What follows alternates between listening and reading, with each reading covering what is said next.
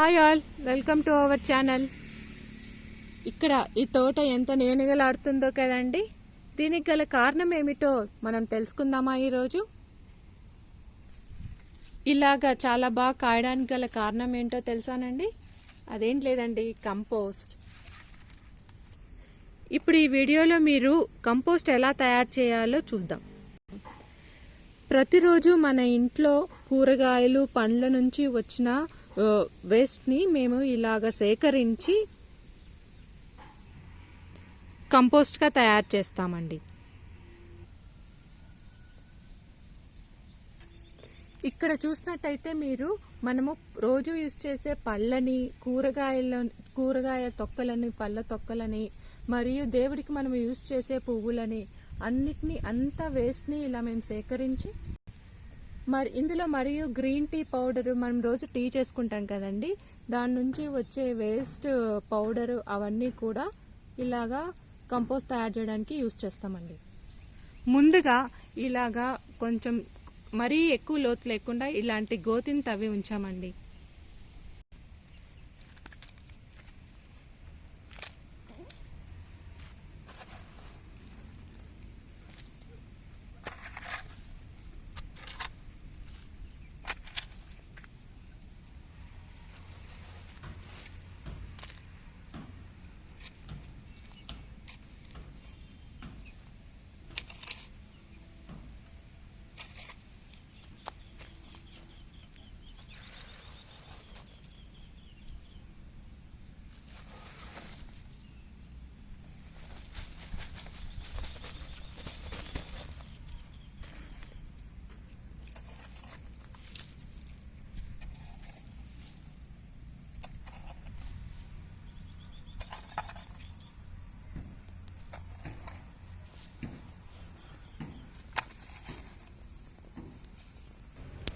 ఇక్కడ చూసినట్టయితే మేము ఆవు పేడను కూడా ఈ కంపోజిట్కి యూజ్ చేస్తున్నామండి.